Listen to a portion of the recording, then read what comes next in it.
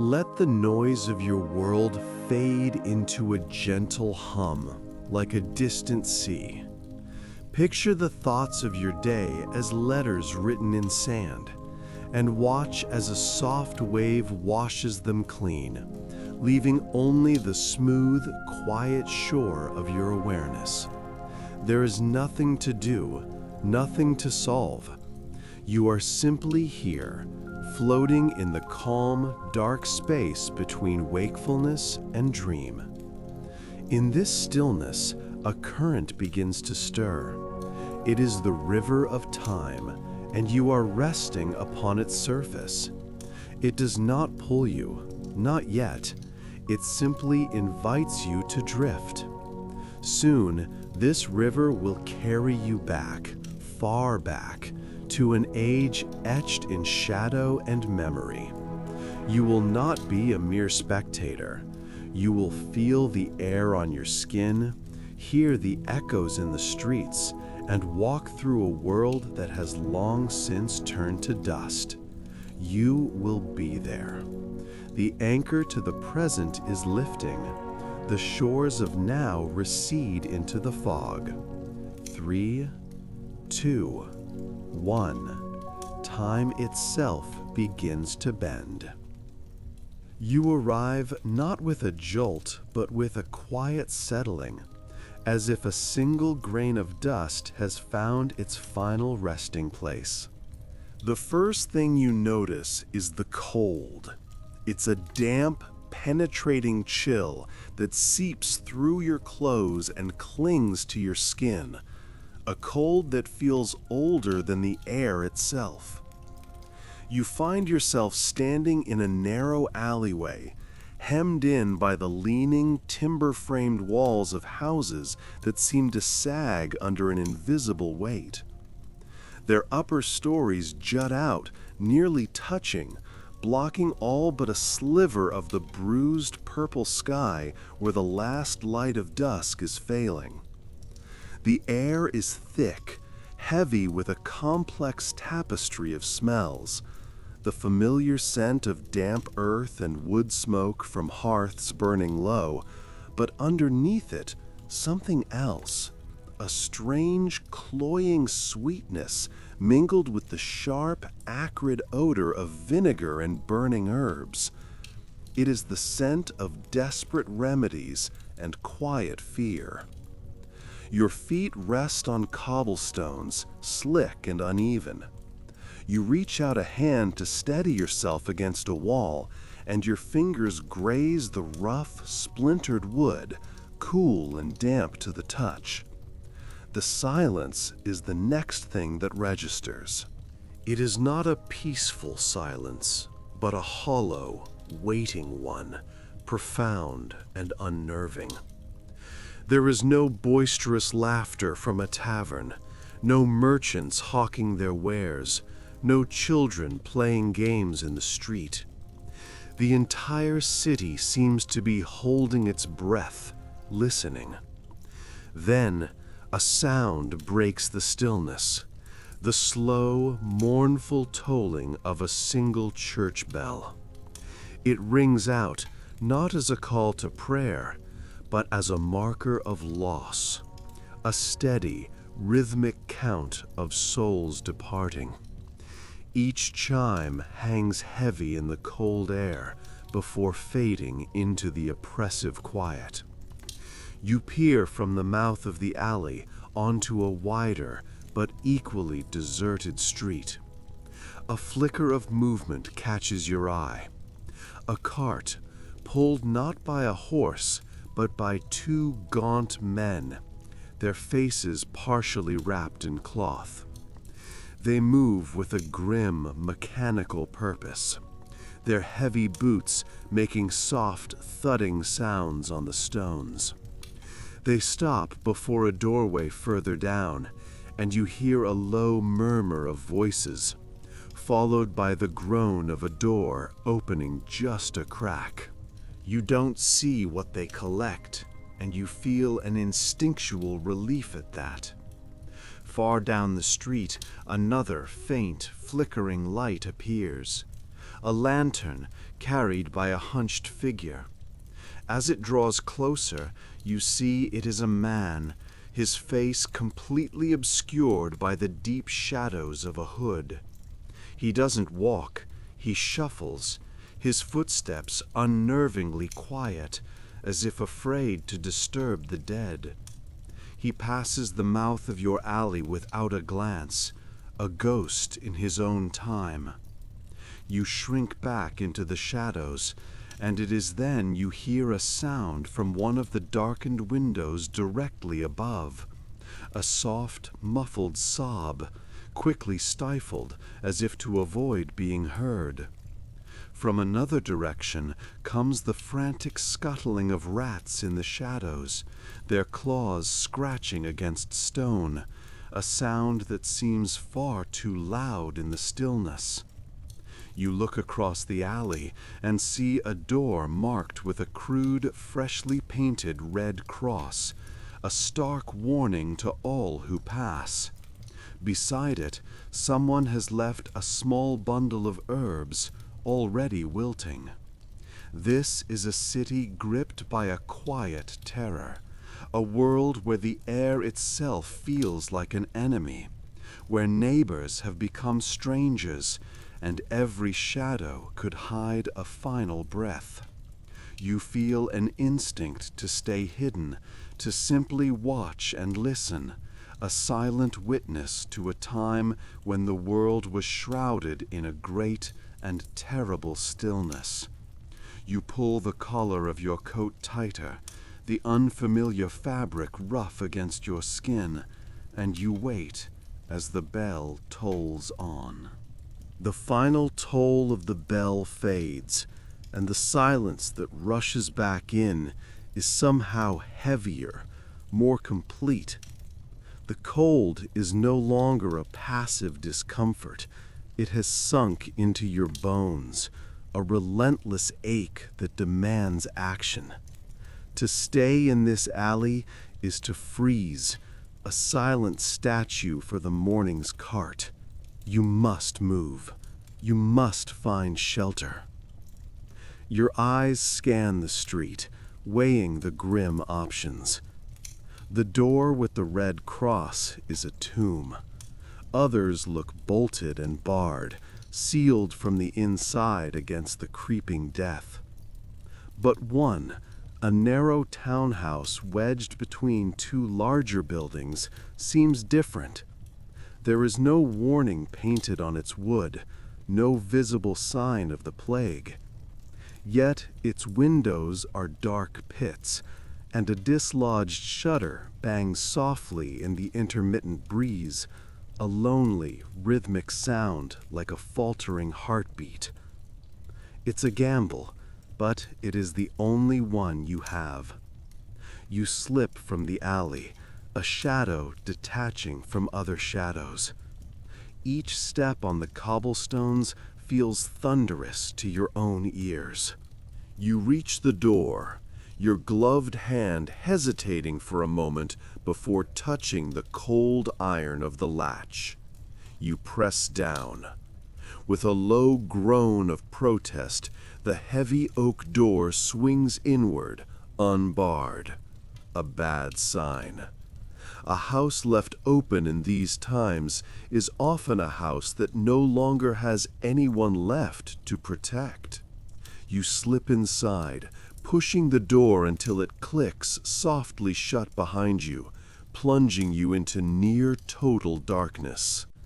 The air is stale, thick with the scent of dust, cold ashes, and something else. A faint, cloying sweetness of decay and wilting herbs. You stand motionless, letting your eyes adjust, your ears straining against the oppressive silence. A sliver of moonlight pierces a crack in the shutters, illuminating a tableau of interrupted life. A dining table is set for 3. A loaf of bread, now hard as stone, sits beside a wheel of cheese crawling with mold. A pewter cup lies on its side, a dark stain spreading from it across the wooden surface. The people who lived here left in a hurry. Or perhaps they never left at all. Driven by a desperate need for a less exposed refuge, you move deeper into the house. Your boots are silent on the rush-strewn floor. You pass the gaping maw of a cold hearth and push through a heavy curtain into what must have been the kitchen. Pots hang from hooks, and a faint smell of onions still lingers. It is a ghost of a home, every object a testament to a life suddenly extinguished. Cautiously, you ascend a creaking flight of stairs. The air grows colder, more still. The first door you try opens into a small bedroom. The bed is a tangle of sheets and blankets thrown aside in a struggle. And there, on the floor, half hidden by a fallen pillow, is a small wooden doll, its painted face chipped, its yarn hair unraveling. You pick it up. The wood is smooth, worn by the grip of a small hand. It is a simple, crude thing, yet it feels impossibly heavy, a solid piece of a life you can never know. You can almost hear the laughter that once filled these rooms, now silenced forever. Clutching the small toy, you back out of the room, gently closing the door on its sad secrets. You find another small room at the back of the house, empty save for a few sacks. It is windowless and defensible. You slide down against the cold stone wall, pulling your knees to your chest, the doll clutched in your hand. The city outside is silent, but here, in the heart of this dead house, you can hear the frantic scrabbling of rats within the walls. You have found shelter from the night, but you are now entombed with the echoes of the family that perished within it. Sleep offers no escape, only a shallow, fitful state haunted by the scratching of unseen claws. You awaken not to sunlight, but to a deeper silence. The rats have ceased their frantic work, and the stillness in the house is now absolute, heavy as a burial shroud. The first true sensation to pierce the fog of exhaustion is thirst, a raw, burning need that scrapes at your throat. This house, which offered refuge from the terrors of the night, feels by morning light like a tomb. You cannot stay. You push yourself up, your joints aching from the cold stone floor. You look at the doll in your hand for a long moment before carefully tucking it into a small pouch at your belt. It is a foolish sentiment, perhaps, but it feels like a duty, a promise to remember a life erased. Driven by your thirst, you descend the stairs and search the kitchen again, this time with a desperate focus. The larder is a repository of rot and crawling things, a testament to how quickly life unravels. But your search is not entirely fruitless. Behind a stack of crumbling sacks, your fingers brush against cool clay. It is a small jug, sealed with a disc of hardened wax. You shake it gently, and the slosh of liquid within is the most beautiful sound you have ever heard. Water, wine, vinegar, it doesn't matter. It is life. Nearby, you also find a small cloth bag of dried lentils, hard as stones, a treasure beyond measure. Clutching your finds, you move to the heavy front door, your hand hovering over the iron bar. But before you can lift it, a new sound reaches you from the street. A slow, rhythmic, metallic clang. A bell. It is not the joyful peal of a church, but a dull, leaden toll, each ring an utterance of pure dread. It is getting closer. Instinct screams. You back away from the door, pressing yourself into the shadows, your heart a frantic drum against your ribs. You creep to the shuttered window in the main room, the one that offered a sliver of moonlight. Now, a sliver of gray, morning gloom cuts through the darkness. You press your eye to the crack, the rough wood scratching your skin. The world outside is a narrow, grim tableau. The bell clangs again, loud and jarringly close. A crude two-wheeled cart trundles into view, pulled by two gaunt men in filthy tunics. Their faces are wrapped in stained cloth, their eyes vacant and hollow. Following them is a third man, the one who carries the bell, swinging it with a tired, mechanical motion that seems to require all of his energy. The cart is piled high with lumpy shapes, shrouded in what might have once been bedsheets. The stiff, pale limbs of the dead poke out at unnatural angles, a tangled mess of humanity. The becca morti, the corpse collectors. They stop, right outside. Your breath catches in your throat. The bellman lets out a hoarse cry, a phrase worn smooth by grim repetition. "Bring out your dead!" The silence that answers is your own, held tight in your chest. One of the men shoves the door of the neighboring house. With a groan of splintering wood, it gives way. They disappear inside. The seconds stretch into an eternity, the only sound the low buzz of flies swarming the cart. Then they return, dragging a body between them. A woman, her long hair trailing through the mud. They heave her onto the pile with a soft, sickening thud. There is no ceremony, no prayer, only the grim efficiency of a butcher.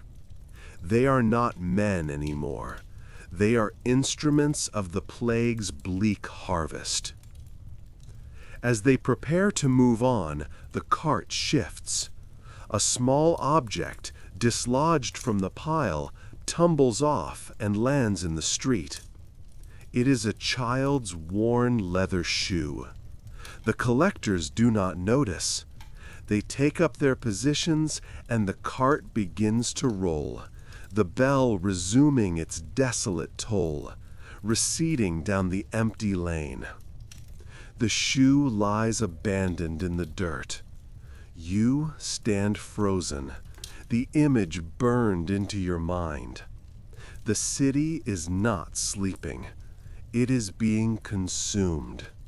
You touch the pouch at your belt, the hard form of the wooden doll a stark contrast to the empty shoe in the street. You must leave, now. Lifting the heavy bar, you push the door open and step out, not into the silence of the morning, but into the deafening echo of the bone collector's bell. The air you breathe is thick, a foul soup of smoke from cleansing fires, human waste, and something else, a sweet, cloying odor of decay that clings to the back of your throat. You force yourself to move, your legs stiff and heavy. Your gaze falls on the small leather shoe, half buried in the grime. An object so mundane, yet it feels like the last relic of a forgotten world. You leave it. Taking anything would feel like stealing from a ghost. You pull your cloak tighter, a flimsy shield against the horrors laid bare by the morning light, and turn toward the city center. Your only thought a frantic, pulsing rhythm. Get out! Get out! Get out! The streets are a labyrinth of sorrow. Red crosses, hastily daubed on doors, mark the houses of the afflicted. From behind one, you hear a woman's low, continuous wail, a sound of grief so profound it seems to seep from the very stones. From another, a violent, rattling cough that ends in a choked silence. You quicken your pace, eyes fixed ahead, ignoring the shadowed lumps in alleyways that you refuse to recognize as human forms. The city, once a vibrant tapestry of shouting merchants, laughing children, and ringing church bells, is now a mausoleum, and you are walking through its halls. You reach the main piazza, the heart of the city, and it is utterly still. The great market square is a scene of chaos frozen in time. Stalls are overturned, their wares, rotting vegetables, bolts of fine cloth, and shattered pottery strewn across the cobblestones. A fine layer of dust and grime covers everything.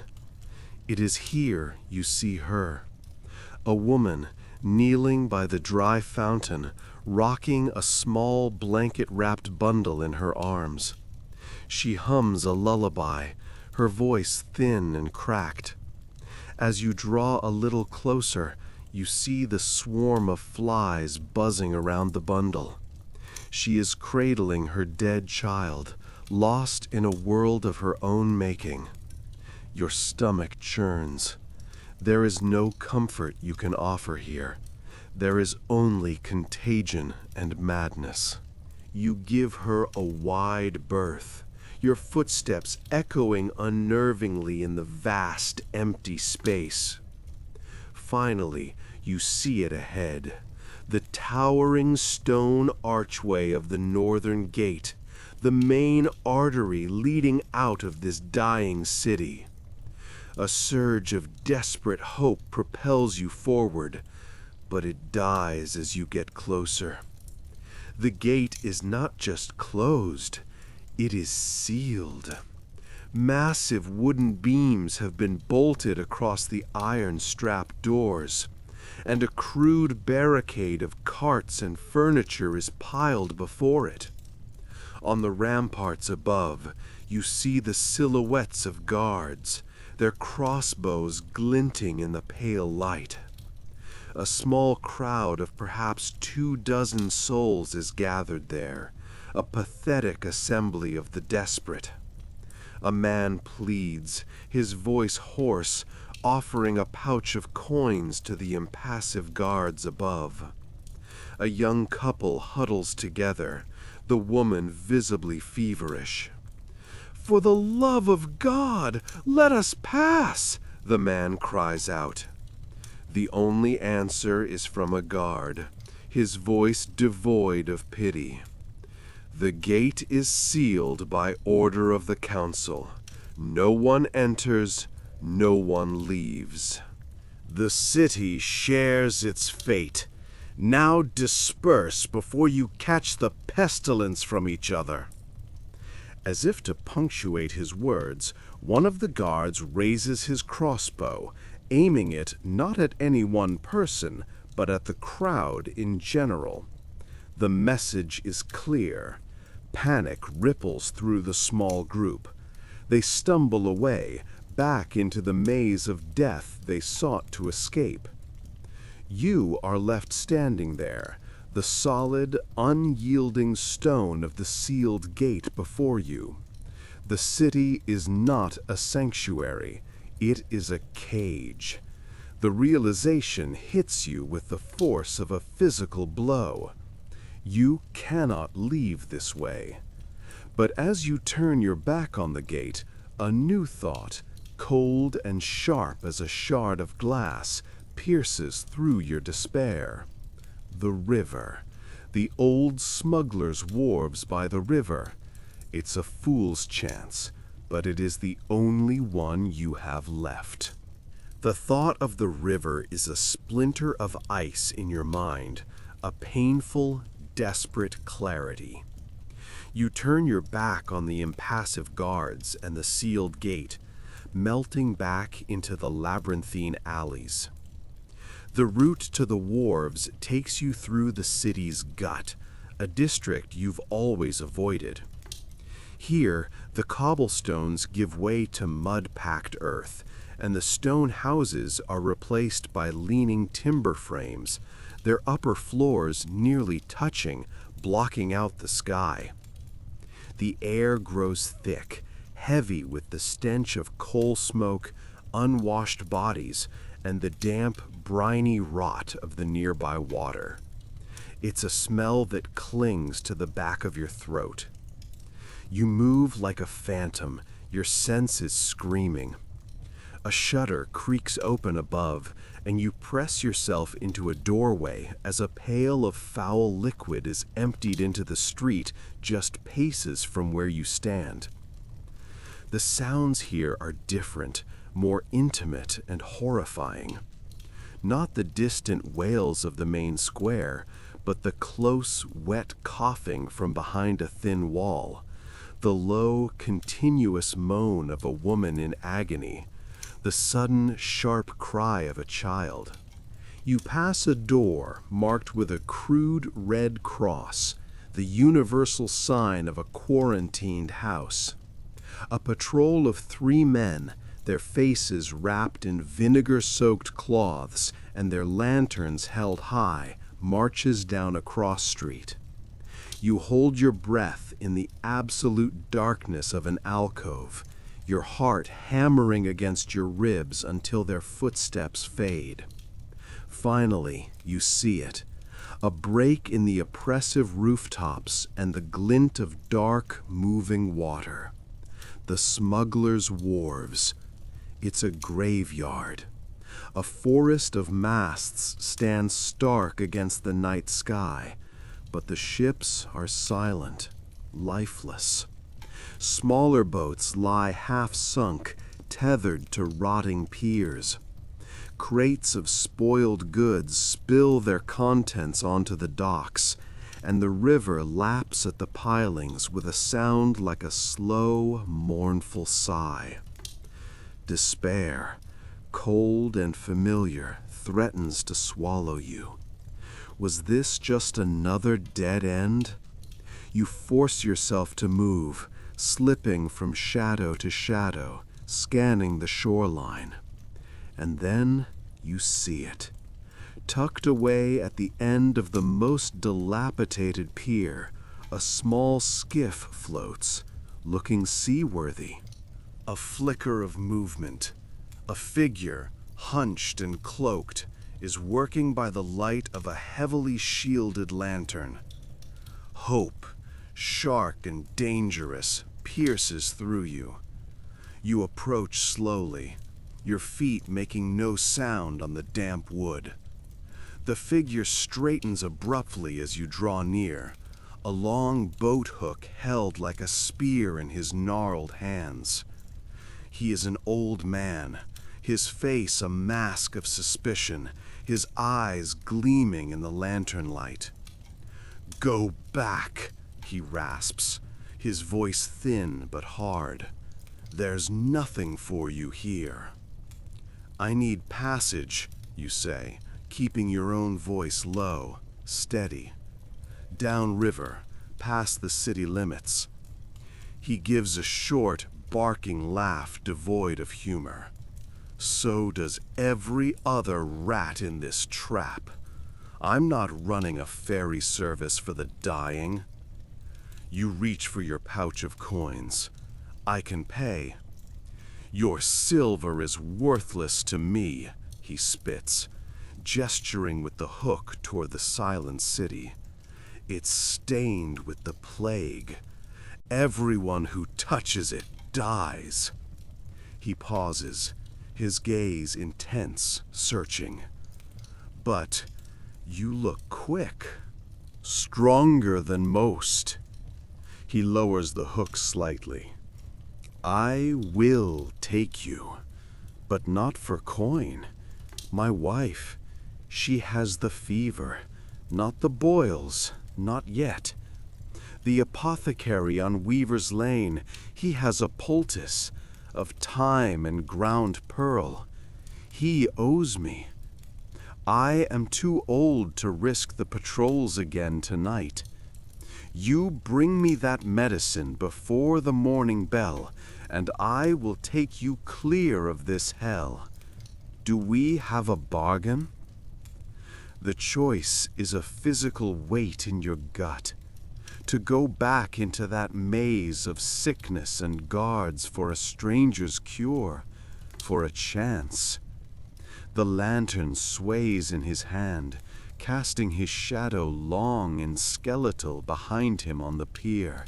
The choice isn't a choice at all. To refuse is to accept a slow, agonizing death on this side of the river. To accept is to grasp a sliver of a chance, no matter how sharp its edges. You give a single sharp nod. Where is it? The old man's shoulders slump with a fraction of relief. He points a trembling finger back toward the maw of the city. Weaver's Lane. It's a narrow street north of the fish market. His sign is a mortar and pestle. Tell him Thomas sent you for his wife's physic. He'll know. He shoves the boat hook back into the skiff. Don't fail. I will not be here come sunrise. With his final grim warning echoing in your ears, you turn and melt back into the labyrinth. The city seems to have grown more menacing in the short time you were gone. The silence is heavier, punctuated by sounds you now understand all too well. A single hacking cough from a shuttered window, the distant, mournful clang of the death cart's bell, the sudden screech of rats in a lightless alley. You move with a predator's economy, sticking to the deepest shadows, your senses stretched taut. Twice you flatten yourself into a recessed doorway as the heavy tread of a patrol passes, their lanterns cutting lazy yellow arcs through the gloom.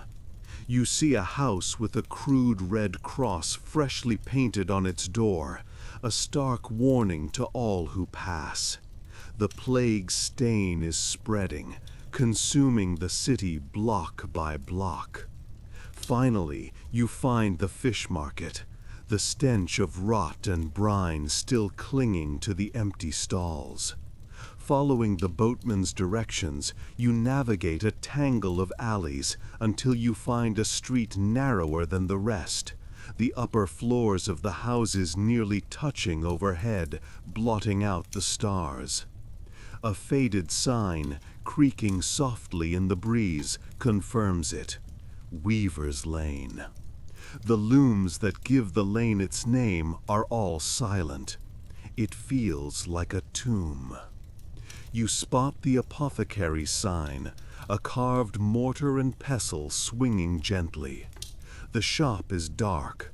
A heavy wooden bar is slung across the door from the inside. Panic, cold and sharp, pricks at you. Too late. He's dead. The thought is a physical blow. You circle the building, your desperation mounting, and find a small, filth-caked window in the alley behind it. The latch is old, the wood of the frame soft with rot. Using the hilt of your knife, you pry at it. The wood groans, then splinters with a crack that sounds as loud as a thunderclap in the oppressive quiet. You hold your breath, listening. Nothing. You hoist yourself through the narrow opening, tumbling silently onto the dusty floor inside. The air is a dizzying assault of scents: sweet lavender, sharp vinegar, dried herbs, and beneath it all, the sickly sweet odor of decay. Your eyes adjust to the gloom, revealing shelves crammed with jars, bottles, and bundled herbs. The shop is in disarray. Stools are overturned, papers scattered. Behind the main counter, you see him, the apothecary. He lies on his back, his eyes staring sightlessly at the ceiling, the black boils on his neck stark against his pale skin. Your hope withers. But then you remember the boatman's wife, her fever, the chance. You force yourself to move, your hands scanning the shelves, your mind racing. You find a large jar of dried thyme. Good. But the pearl?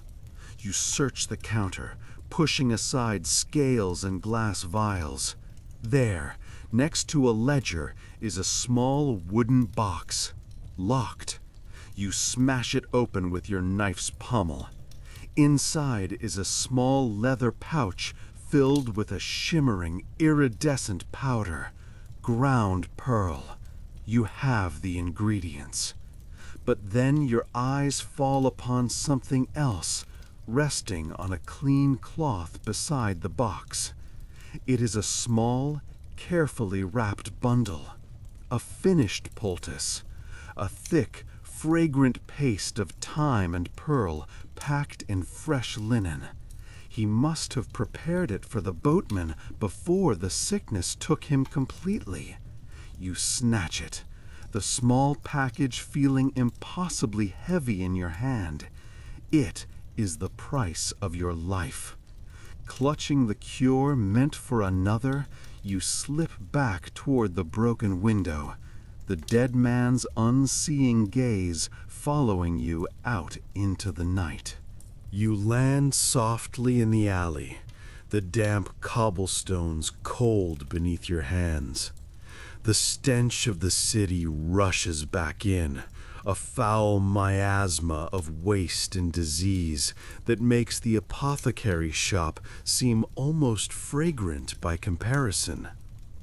You don't look back. You can't. The image of the dead man's face is seared into your mind, a silent accuser. You clutch the small linen-wrapped bundle, its slight warmth a stark contrast to the chill of the night. This isn't just a poultice, it's a life you've stolen.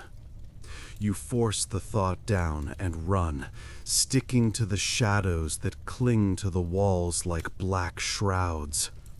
The city is a tomb. Every shuttered window is a closed eye, every darkened doorway a gaping mouth. A distant church bell begins to toll, a slow, monotonous rhythm counting out the dead. The sound echoes in the labyrinthine streets, a heartbeat for a dying city.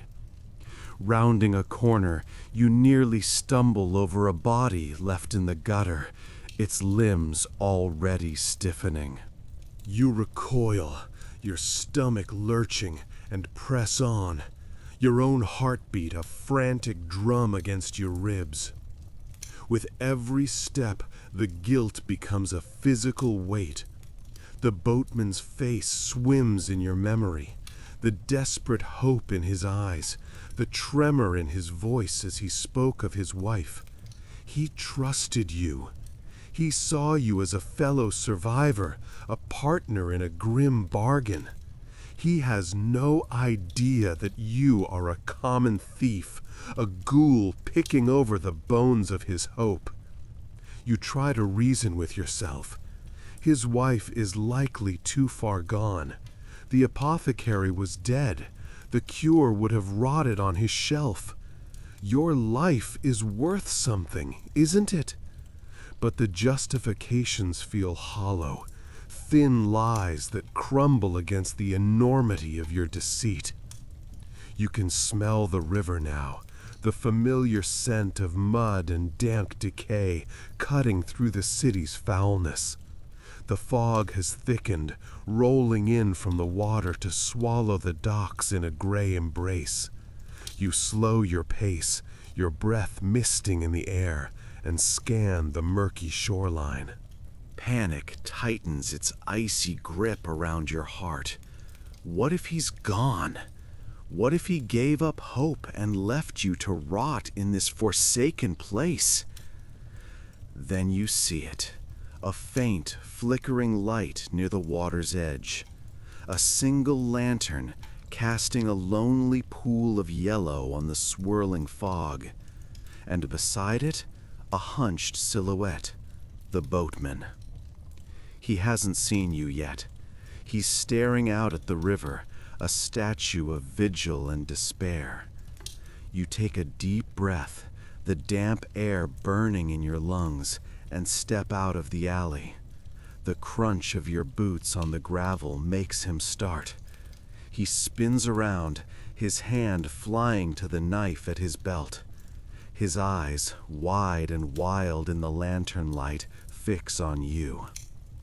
Then his gaze drops to your hand, to the small, linen-wrapped package you hold as if it were a holy relic.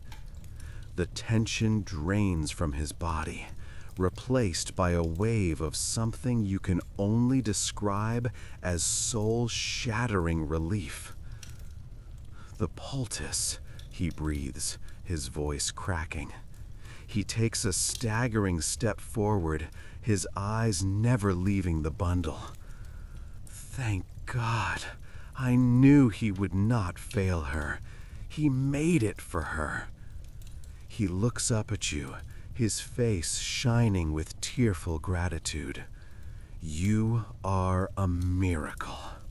Miracle. It doesn't feel like a blessing. It feels like a brand, searing your skin. Your heart hammers against your ribs, a frantic drumbeat of deceit. You can't meet his tear-filled eyes.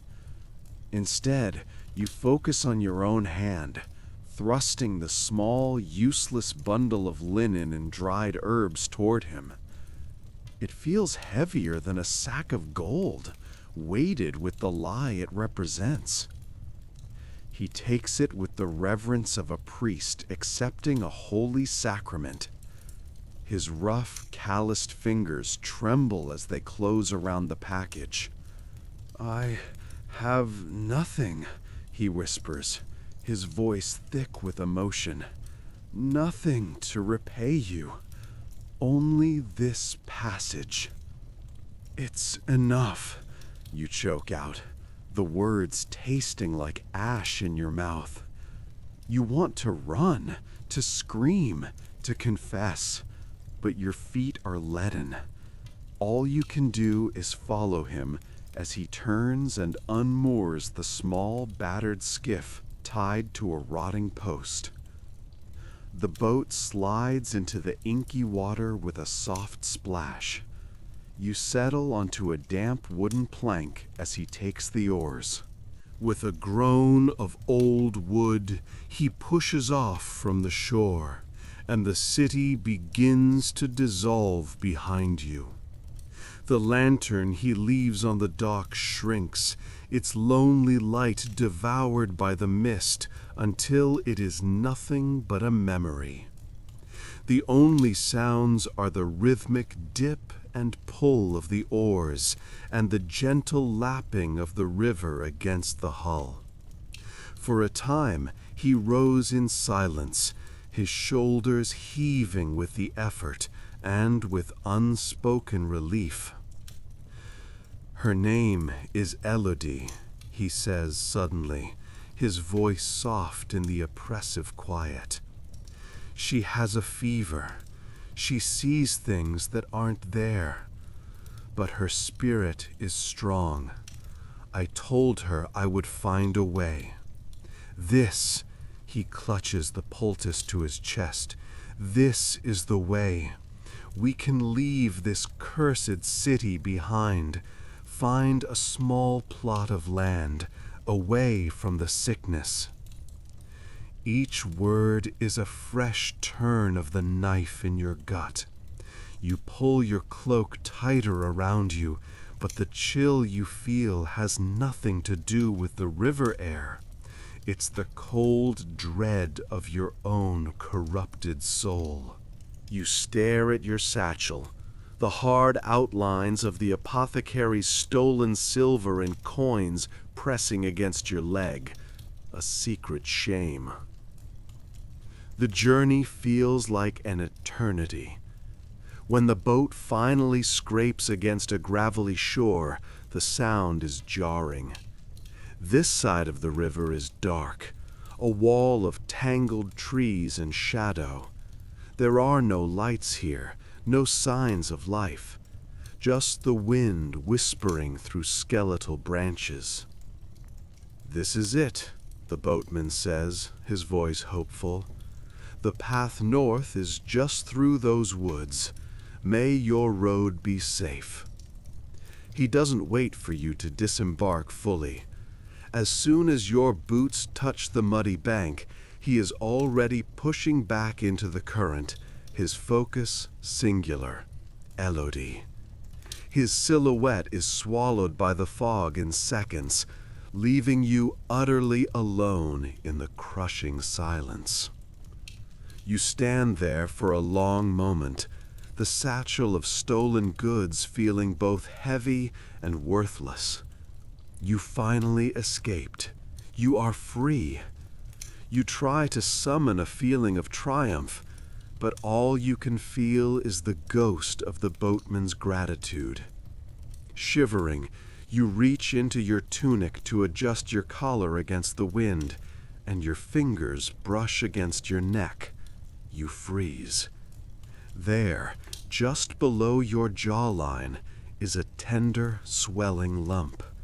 It's small, no bigger than a pigeon's egg, but its heat radiates through your skin, a silent, damning proclamation. You didn't just carry a lie across the water, you carried the plague itself. For a moment, the world ceases to exist beyond the searing point of contact between your fingertips and the swollen gland on your neck. The river, the trees, the biting wind, it all dissolves into a dull hum. There is only this alien lump, this invader, pulsing with a malevolent heat. It is a seed of death, planted in your own flesh. Your breath catches in your throat, a dry, rasping sound. Denial, fierce and desperate, is your first instinct. A spider bite, a simple boil, anything but this. But you know. Deep in the marrow of your bones, where the new coldness has begun to bloom, you know. A violent shiver racks your body, so powerful it nearly sends you to your knees. Your teeth clatter together like dice in a cup. The fever has found you. It wraps around you like a shroud, one moment making your skin burn as if held to a blacksmith's forge, the next plunging you into an icy tomb. You think of Elodie, the boatman's wife, seeing things that weren't there. Is that your fate now? To wander this wilderness, lost in a delirious dream? The ghost of the boatman's gratitude haunts you. His simple hope was a currency you accepted and betrayed. You didn't just pay him with stolen silver, you paid him with a curse, passed from your hand to his oar, to his boat, to the very air he would breathe when he leaned over his dying wife. The thought is a physical blow, and you gag, stumbling away from the riverbank as if it were poisoned. It is. You poisoned it. You turn to face the woods. It's no longer a path to freedom, but the entrance to a crypt. The skeletal branches of the trees claw at the starless sky, a tangled black lattice with no gaps. There is no clear path. The boatman's hopeful words about a road north were just a story told to a stranger, a comforting lie in the dark. Or perhaps the path is there, and your fevered eyes simply can't see it. Driven by a terror that eclipses reason, you plunge into the undergrowth. Twigs and thorns tear at your cloak, snagging on the fabric like desperate skeletal fingers. The forest floor is a treacherous carpet of damp leaves and gnarled roots, and you trip and stumble with every other step. The satchel of coins bangs against your hip, each jingle an accusation. The apothecary's face, twisted in rage, swims before your eyes. The boatman's silhouette, swallowed by the fog, replays itself again and again. The world begins to warp. The whisper of the wind through the leaves sounds like your name, spoken with contempt. Shadows writhe at the edge of your vision, elongating into gaunt, accusatory figures. You press your hand against the bubo on your neck, a constant, agonizing reminder. The pain is no longer just a lump. It's a living thing, spreading its roots down into your shoulder and up towards your ear. You are a walking sickness, a blight upon the land. Your escape was a fool's errand. You didn't run from the plague. You simply gave it a new, lonely place to feast. How long you run is a question the forest doesn't answer. Time melts away, measured only in heartbeats that thunder in your ears and the searing flashes of pain from your neck. Every root that snags your foot feels like a deliberate snare, laid by the woods themselves to hold you, to claim you. The satchel of coins is no longer a symbol of your crime, but a dead weight, pulling you down into the muck and leaf rot. You rip it from your belt, the silver scattering with a series of dull thuds into the damp earth, each one a soul you've damned. The apothecary, the boatman, his wife. You leave the payment there, an offering to the soil that will soon consume you. Your legs finally betray you. A gnarled root, thick as a man's arm, catches your ankle, and you pitch forward not onto soft earth, but into a shallow, ice-cold stream. The shock of the water is a brutal slap, momentarily clearing the fog from your mind. You lie there, cheek pressed against smooth, mossy stones, the water flowing past your ear with a steady, indifferent whisper. It's washing the grime from your face, but you know it cannot wash away the sickness within. The bubo throbs in rhythm with the current, a second, poisoned heart. This is it. This is the place.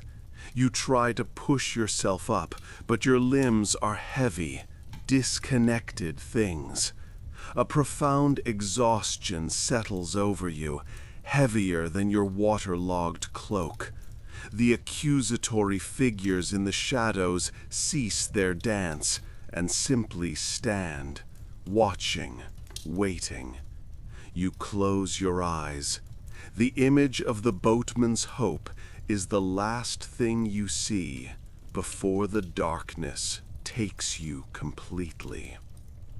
You drift in a black, painless void until a sound pulls you back, a crackle, like dry leaves being crushed or bones snapping.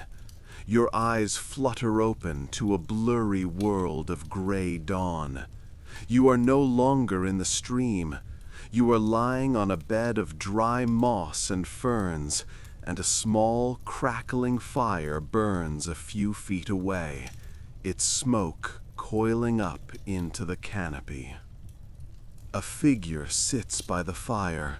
It's an old woman, her back as bent and gnarled as the roots you stumbled over. Her hair is a white, tangled nest, and her cloak is a patchwork of leather and hides.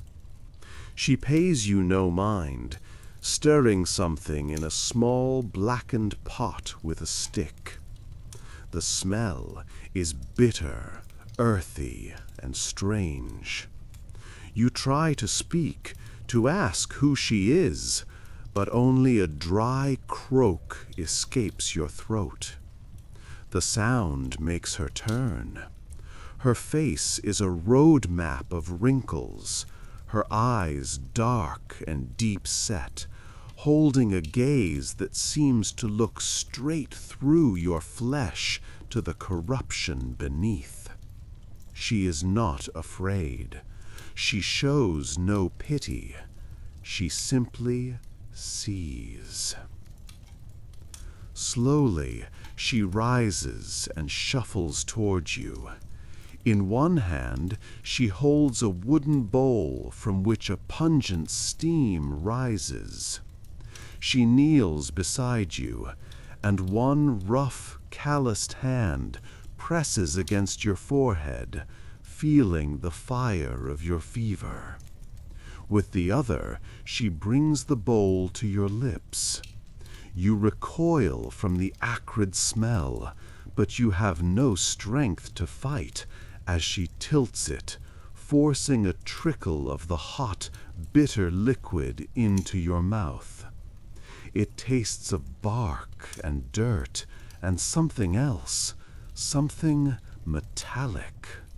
You swallow, you choke, and you fall back into the darkness. Her ancient face, the last thing you see, an impassive god of the wood deciding your fate.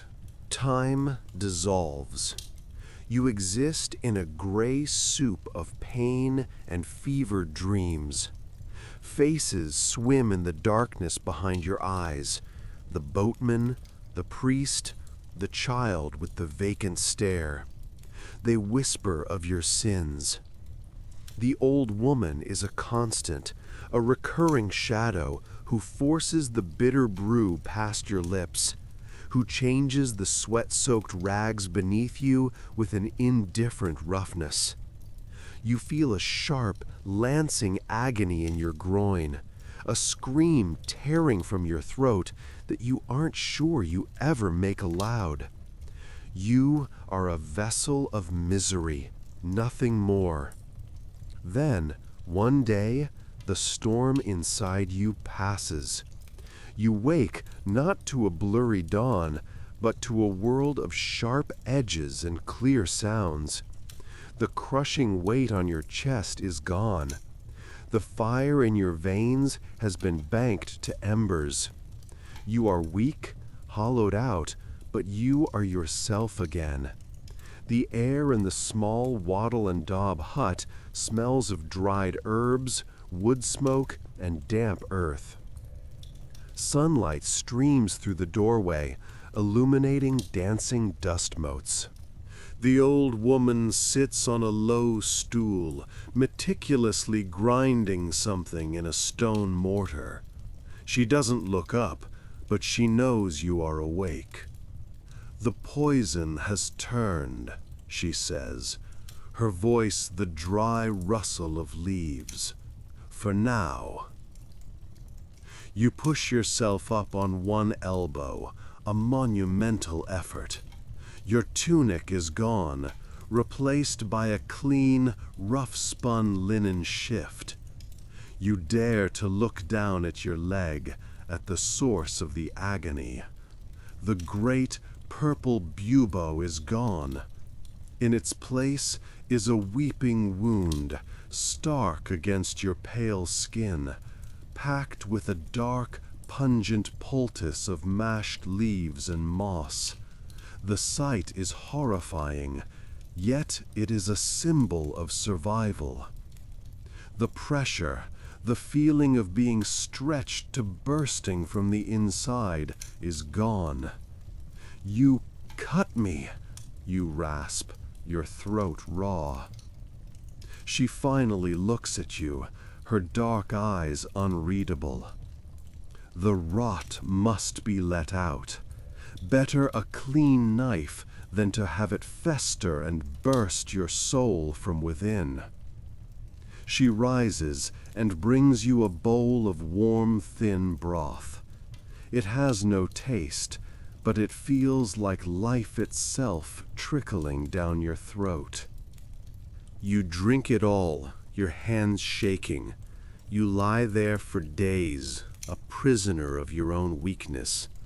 The woman comes and goes, tending to you as one might tend a sickly animal.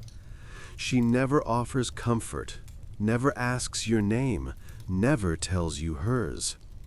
She speaks only of the forest, which roots calm a fever, which leaves draw out infection, which barks numb the pain.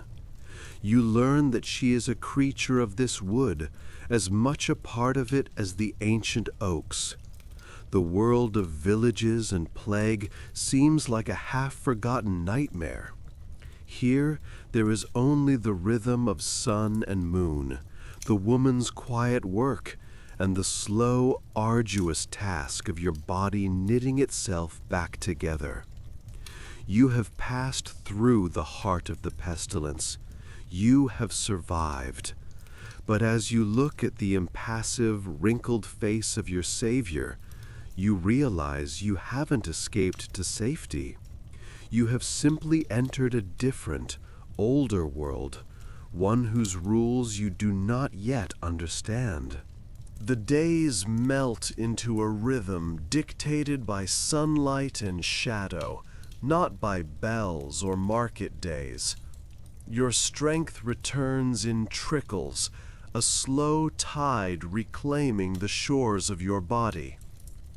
At first, your world is the dusty floor of the hut, then the stool by the hearth, finally the threshold, where you sit blinking in the green-filtered light, the air thick with the scent of damp earth and life. The old woman works tirelessly, and you become her shadow, her apprentice. She teaches you not with words, but with hands. She guides your fingers to feel the feathery leaves of yarrow that staunch bleeding, the slick underside of moss that cools a feverish brow. You learn to strip willow bark, its bitter taste a promise of pain's quietus. You spend hours grinding roots and seeds, your movements becoming steady and sure, the rhythmic scrape of stone on stone, a new kind of prayer. This is a different language, one spoken in texture, scent, and the silent pulse of the green world. It fills the spaces in your mind that were once crowded with the faces of the dead, the memory of fear. The world of men feels like a fever dream, but it is not gone. One afternoon, a scent drifts on the breeze that is not of the forest. It is the acrid smell of heavy smoke, the kind that comes from more than just a cooking fire. It carries with it a faint, frantic sound, a tolling bell, not rhythmic and summoning, but panicked and incessant. A village is purging itself. Your heart seizes in your chest, a cold fist of dread. The memory of screams, of carts piled high, of the sweet, cloying smell of death rushes back with the force of a physical blow. You look at the old woman. She has paused, a half-sorted bundle of herbs in her lap, her head tilted, listening to the wind. Her face, usually as impassive as granite, holds a profound and ancient sorrow. "The fever of the body is a simple thing," she says, her voice a low murmur. "It wants only to live. The fever of men, that is a madness that always seeks to burn." She returns to her task, but the peace of the clearing is broken. You look down at your own hands, stained with chlorophyll and dirt, the scar on your leg a dull ache. You are no longer the frightened soul who stumbled into this forest seeking refuge. You have been unmade and remade by plague and poultice. The world outside is burning its dead, and here you are, learning the secrets of the living earth. You are caught between a world you can never return to, and one you are not yet fully a part of. A ghost haunting the green edge of a charnel house. The tolling does not stop. It becomes the new rhythm of your heart, a frantic, metallic pulse that drowns out the rustle of leaves and the chirp of birds. The old woman says nothing more. She watches you, her eyes dark and deep as well water, as you pace the edge of the clearing. She offers no counsel, no prohibition. The choice, you understand, has always been yours. The forest taught you how to live, but it did not erase the man you were.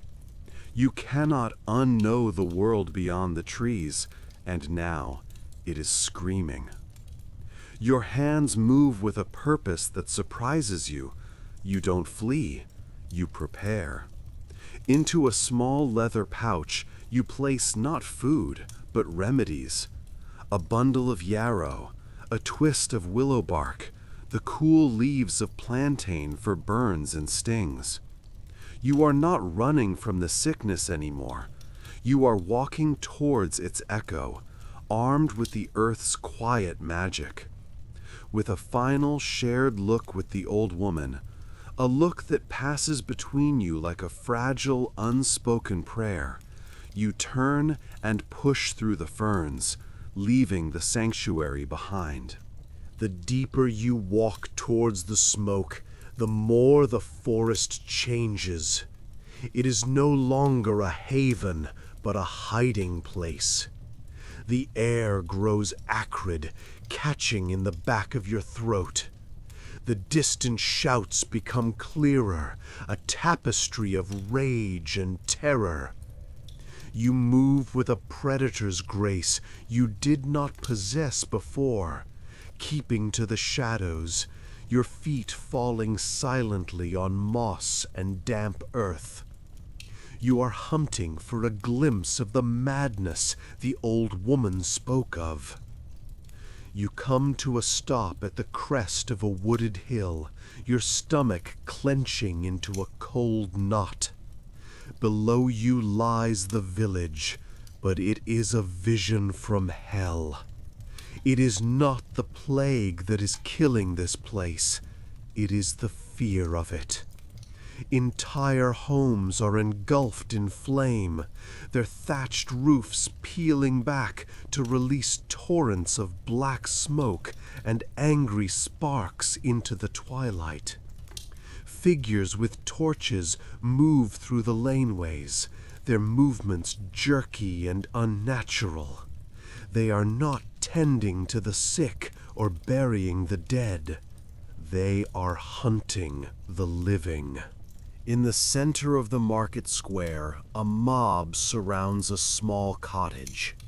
You see them drag a woman out, her hair wild, her clothes torn. Her crime is shouted by a gaunt man with a blacksmith's hammer in his hand. She owned a black cat. She was seen gathering herbs by moonlight. Her family was spared when others were taken. Proof enough.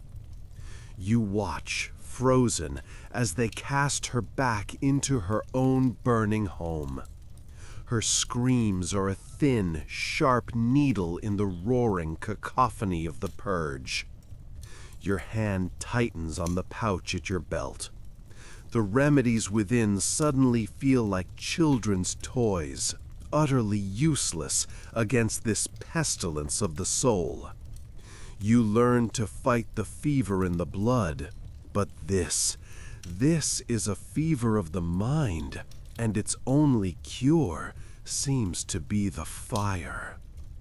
The setting sun bleeds across the sky, turning the smoke the color of a fresh wound. You are a ghost, returned to the graveyard, only to find the mourners have become the ghouls.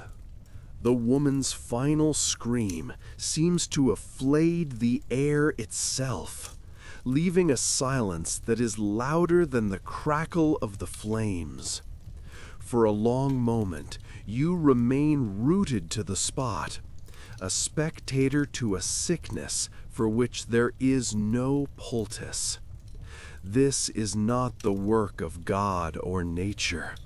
This is a rot that has taken root in the human heart, a plague of fear that makes men into monsters.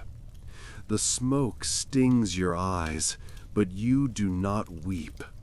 The horror is too cold, too absolute for tears. It has hollowed you out, leaving behind only the grim certainty that you cannot stay.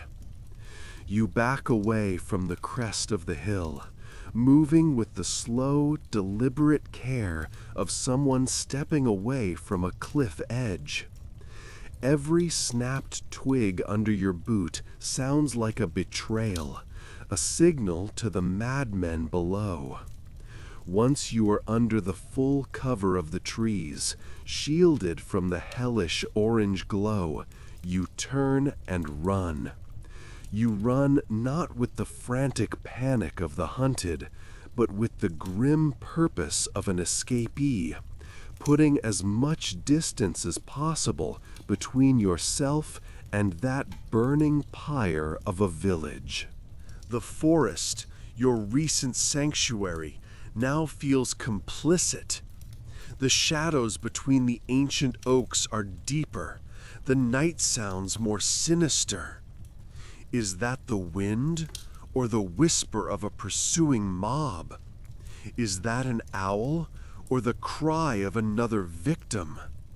Your senses are stretched taut, every nerve ending a live wire humming with dread. You press on, forcing your burning lungs to draw in the acrid air, your legs aching with the strain of your flight. It is a different sound that finally stops you, a sound small enough to be almost lost beneath the canopy, a choked, rhythmic whimpering. It is not the sound of rage, but of pure, undiluted terror. You follow it against your better judgment, your hand resting on the hilt of your small knife.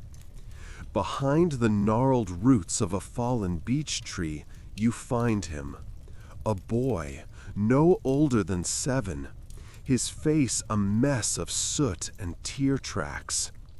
He is curled into a tight ball, clutching a small, crudely carved wooden horse to his chest as if it were the last anchor in a storm-tossed world. He sees you, and his whimpering ceases, replaced by a sharp intake of breath. His eyes are wide with the terror of a cornered animal. Every instinct screams at you to leave. He is a liability, a weight you cannot afford. He is another mouth to feed, another life to fail. Your journey is one of solitary survival. But then you see the reflection of the distant fires in his terrified eyes, and you hear the ghost of the woman scream. You see not a burden, but the one thing the fire had not yet consumed. You crouch down slowly, keeping your movements gentle. You say nothing. What words could possibly mend this night? Instead, you simply hold out your hand, palm up. It is an offer, a question, a silent promise of nothing more than a shared path away from this nightmare. He stares at your hand for a long time, his small chest heaving. Then, with a shuddering breath, his tiny, grimy fingers close around yours. His grip is weak, but it is there. Together you rise and melt back into the darkness. Two ghosts fleeing a graveyard that is still busy digging its own graves. His hand is a small, trembling bird caught in yours. Each step you take is now measured, quieter. You are no longer just fleeing, you are leading. The sounds of the burning village recede, replaced by the deep, resonant silence of the ancient woods. The snapping of a twig underfoot makes you both flinch. The hoot of an owl sounds like a death sentence. You pull him closer, a silent gesture that says, "I am here," even as your own heart hammers against your ribs with the uncertainty of that promise. The boy is surprisingly resilient. He keeps pace for what feels like an eternity, his short legs pumping furiously to match your stride. He never speaks, never complains, but you can feel his exhaustion in the ever-weakening grip of his fingers. Soon, his stumbling becomes more frequent, his breaths coming in ragged, shallow gasps. Without a word, you stop, hoist him onto your back. He is shockingly light, a bundle of bones and fear, and his small arms wrap around your neck, his cheek pressing against your smoke-stained tunic. The weight is more than physical. It is the solid, undeniable mass of another life tethered to your own. You press on, searching for any defensible shelter. The moon offers little help, a sliver of bone-white light caught in the tangled black branches above. Finally, you spot it, a shallow recess in a rocky outcrop, shielded by a curtain of thick ivy. It is not a cave, not truly, but it is a place to be still, a place to hide from the night. You gently set the boy down inside, his small body curling instinctively into the coldest, darkest corner. You sit at the entrance, a sentinel guarding a kingdom of two. You pull the water skin from your belt. There is not much left. You drink a little, the cool liquid a balm on your raw throat, before passing it to him. He takes it with both hands, his eyes, huge and dark in the gloom, fixed on yours. He drinks slowly, carefully, as if knowing the value of every drop.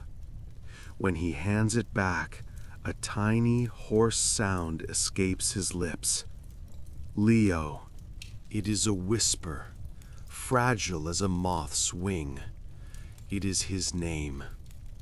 You nod in acknowledgement, the simple exchange feeling more profound than any conversation you have had in months. Leo.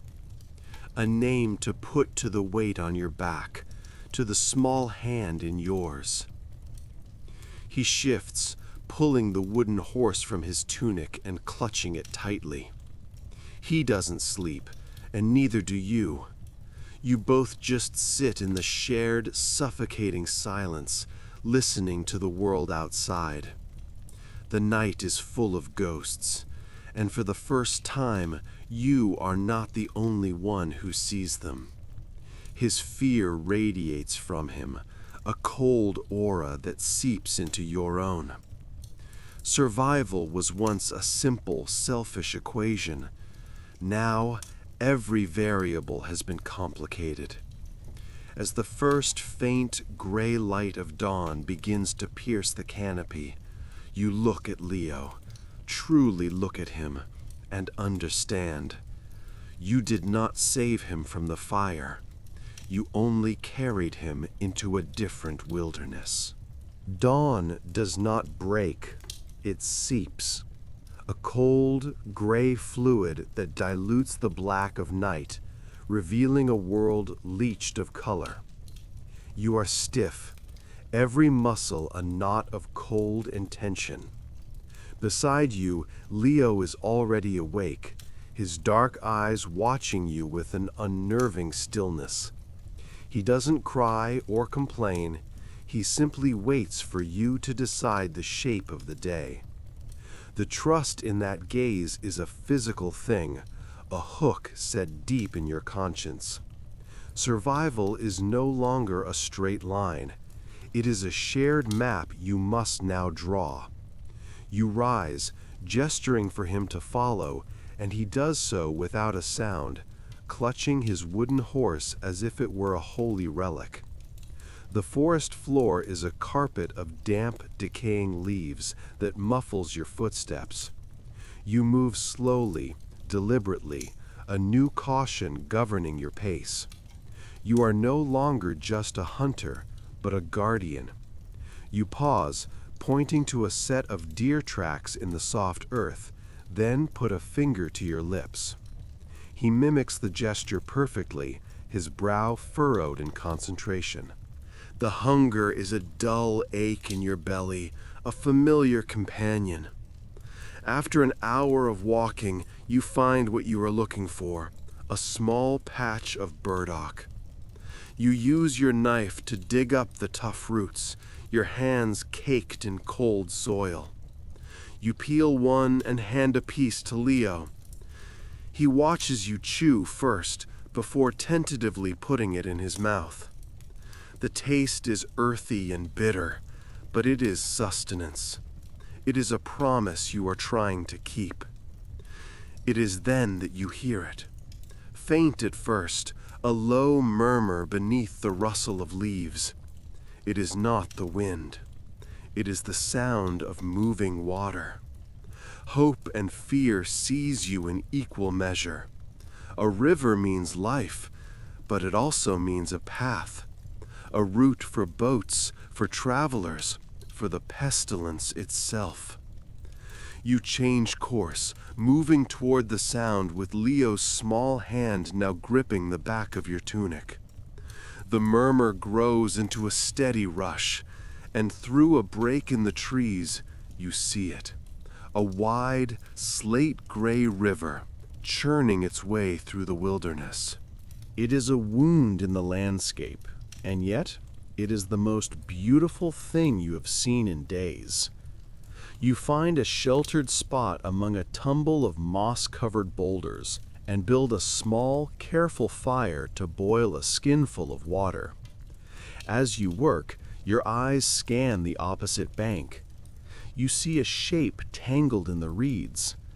It is a small fishing skiff, half swamped, its hull green with algae. A ghost of a life abandoned in haste. It tells a story you already know too well. The boiled water is still cooling when Leo tugs on your sleeve. He doesn't speak, but points downstream. You follow his gaze. Far in the distance, where the river bends and mist clings to the water, you can just make out the dark silhouette of a bridge. And beyond it, the faint, jagged line of rooftops. A village, a settlement. It could be a place of shelter and food, or a plague-riddled tomb, silent but for the buzzing of flies. The river offers you a choice: to follow its current back toward the world of men, or to retreat into the hungry silence of the woods. You look down at the boy, and the choice is no longer just yours to make. The choice is a stone in your gut. The woods are a slow, gnawing hunger. The village, a swift, uncertain blade.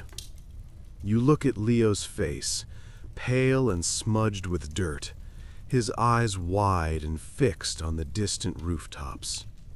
He has no say in this, but his silent presence is the heaviest vote.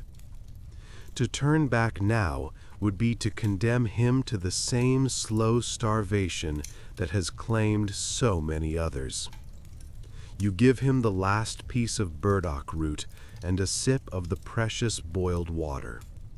His trust in you is a fragile, sacred thing you cannot bear to break. You rise, stamping the feeling back into your cold feet, and hoist your small bundle. "We stay by the water," you murmur, more to yourself than to him. "But we go carefully." The journey along the riverbank is a grim procession. The ground is soft and muddy, sucking at your worn leather shoes. The river flows beside you, indifferent and eternal, its current a constant whisper of movement in a world that seems to have stopped breathing. With every 100 paces, the silhouette of the village sharpens. The jagged line of roofs becomes individual homes, their windows like hollow eyes.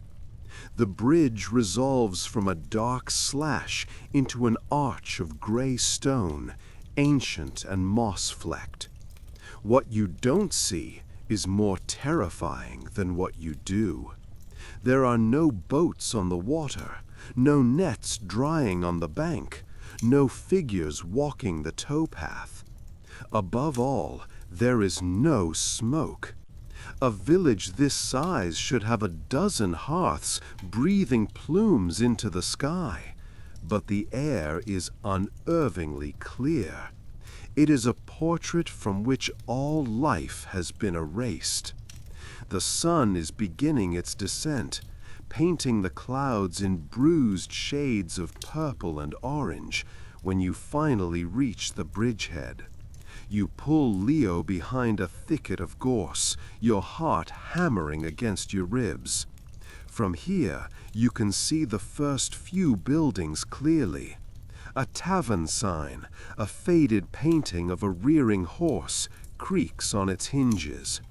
The door to a cottage hangs ajar, swinging with a rhythm that seems to mock the stillness. The street is cobbled, but choked with weeds and refuse.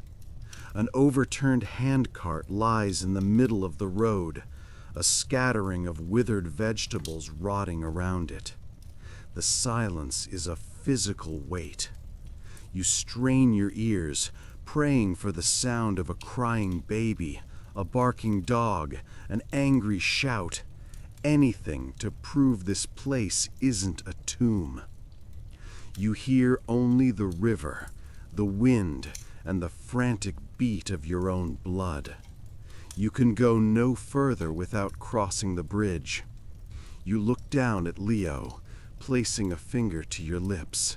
"Stay here," you whisper, your voice a dry rasp. "Do not move. Do not make a sound." He nods, his eyes enormous with fear, and shrinks deeper into the bushes. Your hand rests on the hilt of your knife as you step out of cover. Each footstep on the gravel path sounds like a betrayal of the silence. You take your first step onto the stone bridge and freeze. The air shifts. It carries a scent you recognize with a primal, gut-wrenching certainty, the sickly, sweet miasma of the pestilence. It is faint, carried on the breeze, but it is here. Halfway across the bridge, something small and dark catches your eye. It is not a body. It is a child's doll, crudely made of sackcloth and stuffed with straw, its button eyes staring up at the empty sky. You stand over it, a lone figure on the bridge between a dying wilderness and a dead town. The doll, a final, heartbreaking testament. The village waits. You have to go in. You just don't know if you'll ever come out. You leave the doll where it lies, a small, forgotten grief in the middle of the bridge. To take it would feel like stealing a soul. You step over it, and with that single motion, you cross the threshold. You are no longer an observer. You are an intruder in this kingdom of the dead. The silence deepens as you step off the bridge and onto the cobbled street. Here, the smell of the pestilence is stronger, a cloying, sweet rot that coats the back of your throat. You fight the urge to gag, pulling the rough-spun cloth of your tunic over your nose and mouth. It does little to help. Every house you pass is a monument to a life abruptly ended. Many doors are marked with a crude red cross, a warning that no longer matters. On others, the mark is a desperate splash of white paint, a plea for God's mercy. All are equally silent. Shutters hang from single hinges, banging softly in the wind like a slow, arrhythmic drum. You choose the tavern, the one with the sign of the rearing horse. Its door is ajar, a dark, gaping mouth. Pushing it open, the hinges scream in protest, a sound so loud in the oppressive quiet that you flinch, your eyes darting down the empty street. No one comes. No one is left to hear.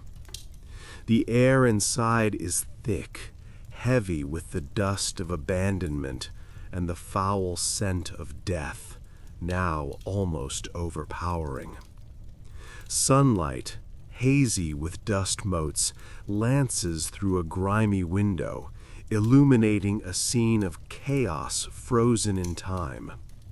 An overturned bench, tankards scattered across the floor, a half-eaten loaf of bread on a table, now green with mold.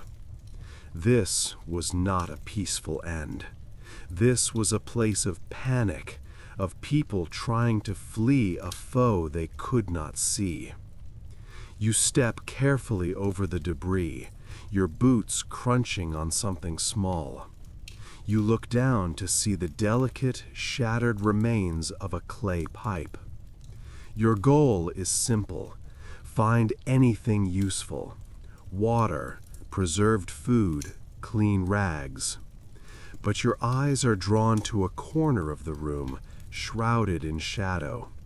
There is a shape there, slumped over a table.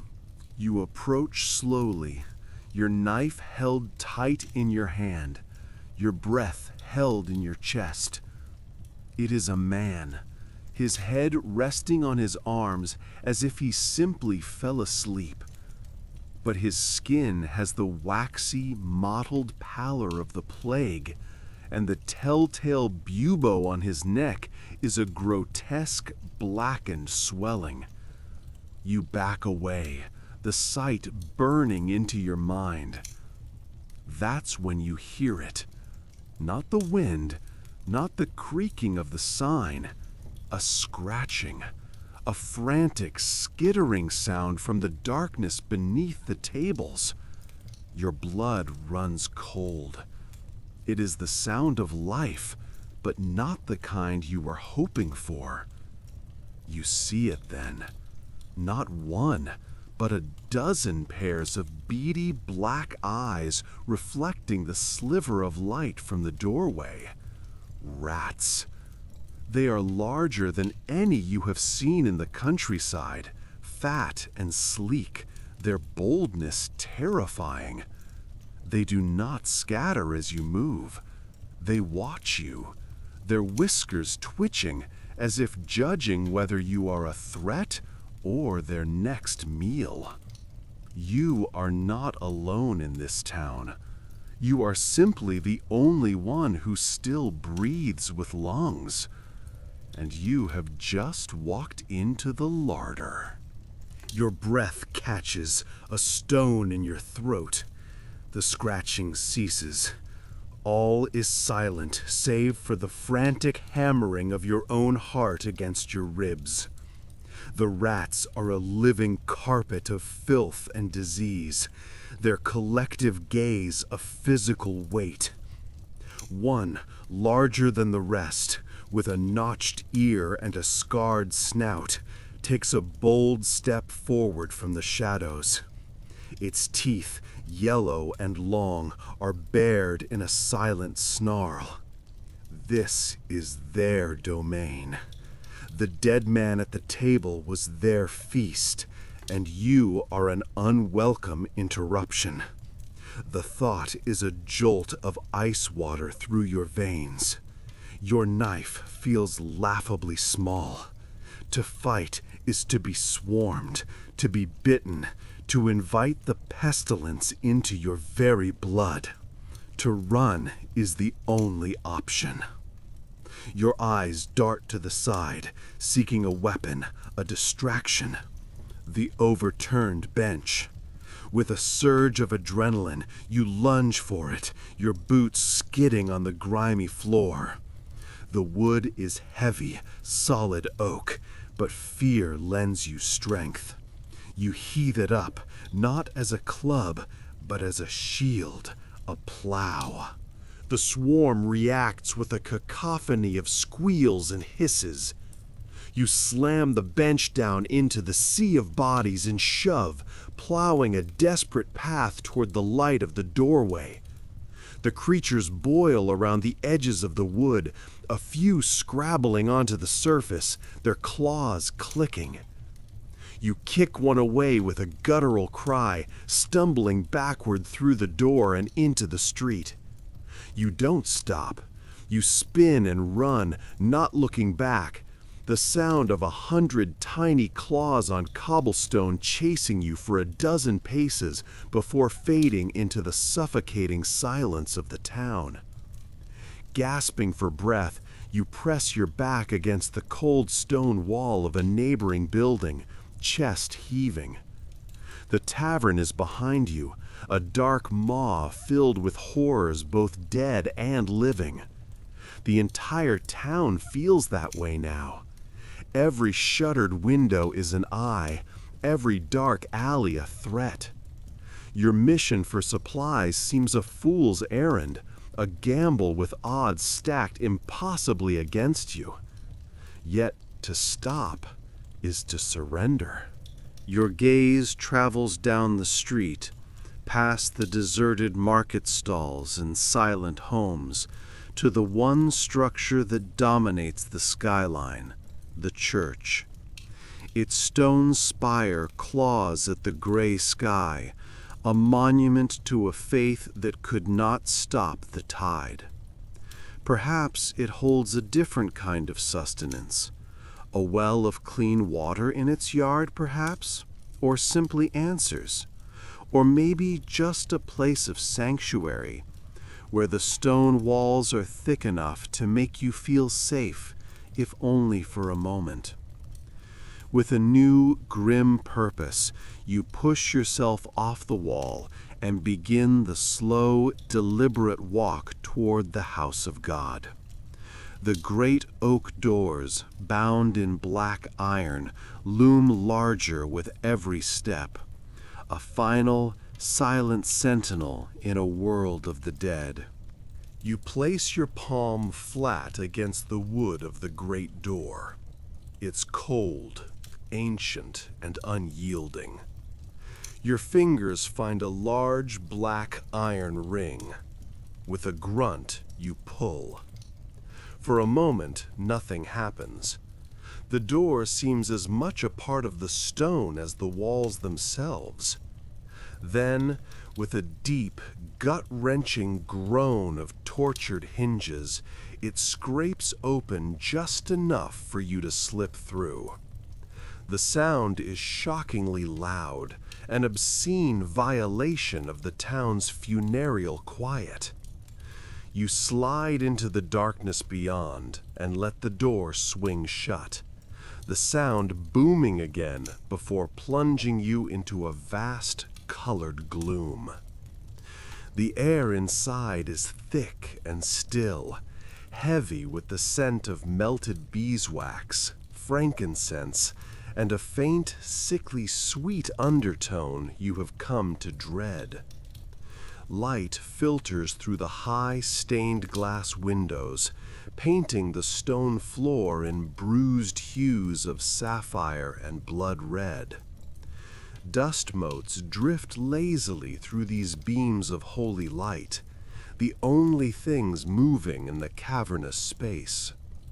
Rows upon rows of empty pews stretch before you like the ribs of some colossal dead beast.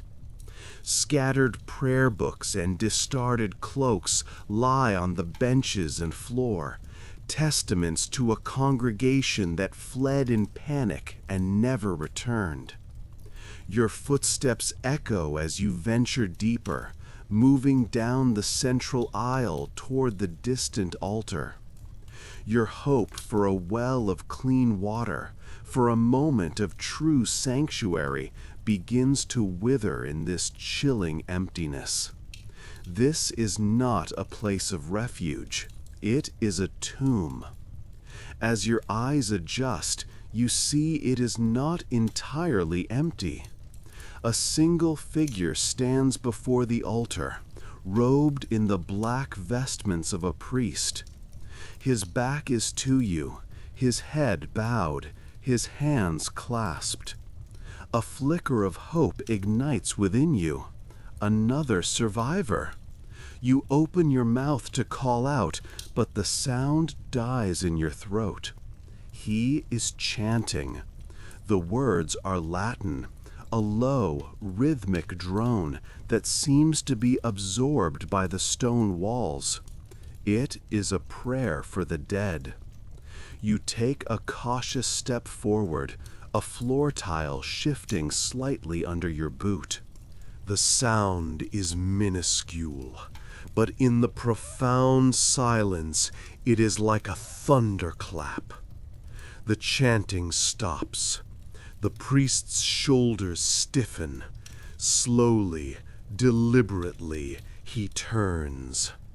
The face that meets yours is not one of relief or compassion.